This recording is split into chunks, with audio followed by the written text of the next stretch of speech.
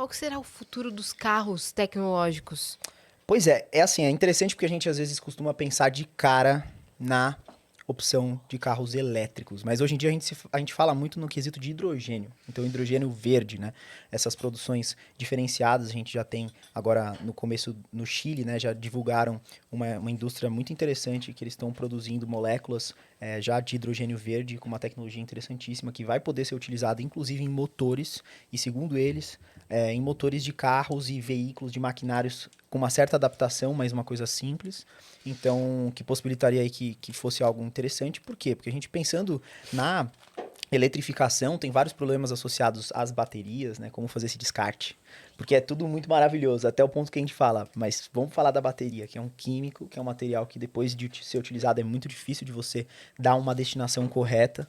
E você acaba lá com um lixo eletrônico que muitas vezes é prejudicial à natureza, aos seres humanos e pode, né, contaminar lençóis freáticos. Isso chega nas vidas, né, de plantas, em plantações. Se a gente pensar num macro, é uma coisa meio assustadora. Uhum. Mas, então, tem já algumas outras alternativas, principalmente em relação a hidrogênio, porque o hidrogênio ele acaba gerando como um produto final, né, o que sai lá é água.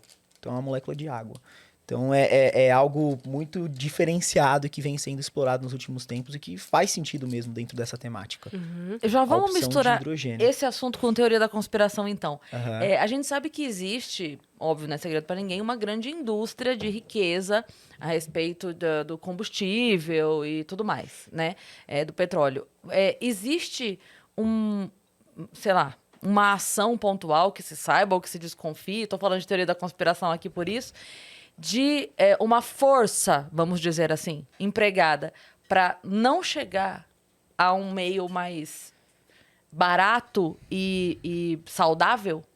Eu acho que muito, considerando tudo isso que você pontuou, que faz sentido e acho que tem uma certa verdade por trás, as grandes indústrias que são muito poluidoras, como por exemplo a indústria da construção civil, a própria indústria dos subprodutos do petróleo. Quando a gente fala em petróleo, muitas vezes as pessoas acham que é o plástico, como a gente conhece, né, que está presente numa garrafa, numa embalagem. Mas o petróleo ele está presente em diversos outros microcomponentes, né, que a gente vem aí presenciando na nossa rotina, no nosso dia a dia. E isso faz com que seja muito complexo de lidar com uma indústria tão forte, antiga e que depende de um subproduto, né, que acaba sendo natural, que é o petróleo de extração, e que tem um prazo de duração de quanto tempo a gente ainda vai conseguir extrair petróleo como a gente extrai da natureza para utilizar dessa forma massificada em produtos.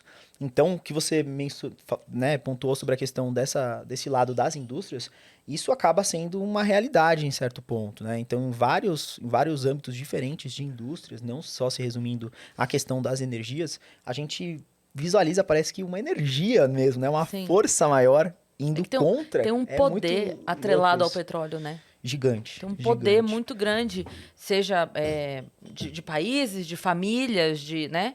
Então, você imagina que quem tem o poder não quer perdê-lo, Com certeza. né? E assim, toda essa questão que a gente conhece já, né? É um produto já muito conhecido, que você tem uma demanda altíssima para vários departamentos diferentes da economia, de um modo geral, produtos, serviços e várias coisas que realmente dependem exclusivamente daquilo ou de uma forma indireta, e o que faz com que você tenha uma dificuldade de diminuir o preço, por exemplo, de outras opções alternativas. E aí, preço se resume em compra, e quanto menos pessoas estão comprando, menos o preço vai continuar diminuindo, e isso vira um ciclo, né? Então é muito complexo a gente falar disso, porque justamente envolvem vários outros fatores, e parece que é uma energia muito forte conspirando para o contrário, né? Manter o que hoje as indústrias ainda utilizam como base nos materiais, e o que faz com que seja muito difícil a gente continuar prosseguindo com as opções Sim. alternativas. E as opções alternativas, elas acabam chegando muito caras, né? Justamente por isso. Porque o que faz qualquer material, né, ter um preço baixo é escala. Como você faz com que qualquer produto ou serviço seja mais barato? Você vai precisar de uma mão de obra que seja especializada, mas que você já tenha mais massificada. Você vai precisar de uma produção que consiga atender a uma demanda que faça sentido, feche a conta, né? E para isso, para que o custo seja reduzido, precisa realmente que a gente consiga vender para mais gente. e que tenha uma demanda para isso. Aí tem uma resistência cultural, você embarca, né, tá aí totalmente atrelado com esse aspecto que as pessoas às vezes têm esse lado de, poxa, mas será que eu vou ter essa opção do produto ou para mim é demais? Será que não é mais fácil ficar com o que eu já conheço? Então é complicado, né, Sim. a gente lidar, porque são certos pontos que... Mas será que a gente pode sonhar com um futuro próximo que os postos de combustível virem postos de tomada? Com salinhas VIPs para você deixar o seu carro abastecendo. Abastecendo não, carregando.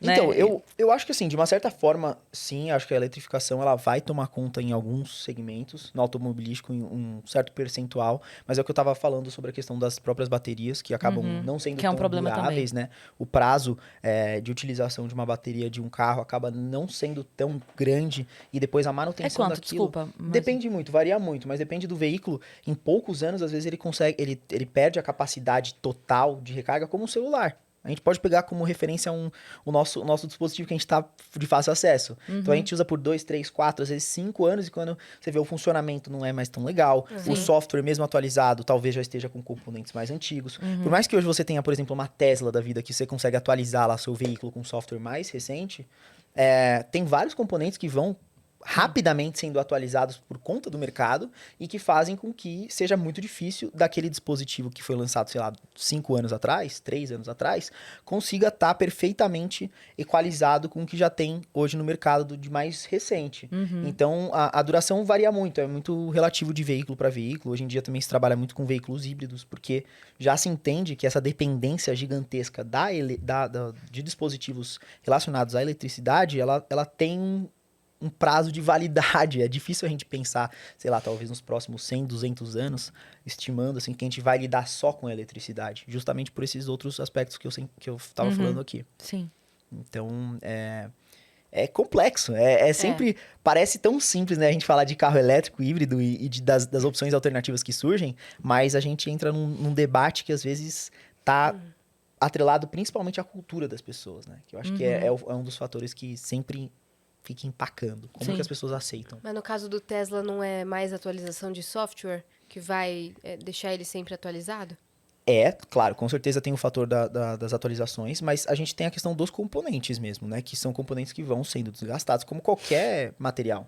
O Sim. software Então- vai dar bom, mas o hardware não vai responder. Exato, então assim, né, claro, tem várias atualizações que a Tesla tem que são disruptivas, assim, de mercado e que são fantásticas. Mas se você pensar, assim, a um longo prazo, um veículo para você ficar realmente durante bastante tempo, o carro elétrico ele ainda tem umas certas ressalvas. E por isso mesmo que tem essa onda dos híbridos, né? Para poder fazer um certo balanceamento. Então você tem um motor que é, por exemplo, a combustão ou qualquer outro tipo de combustível que seja, né? Mas que tem um fator de combustão mesmo acontecendo ali, né? E você tem um motor elétrico para suprir certas demandas em baixa velocidade ou até mesmo em velocidades constantes, para você aumentar a autonomia desse veículo.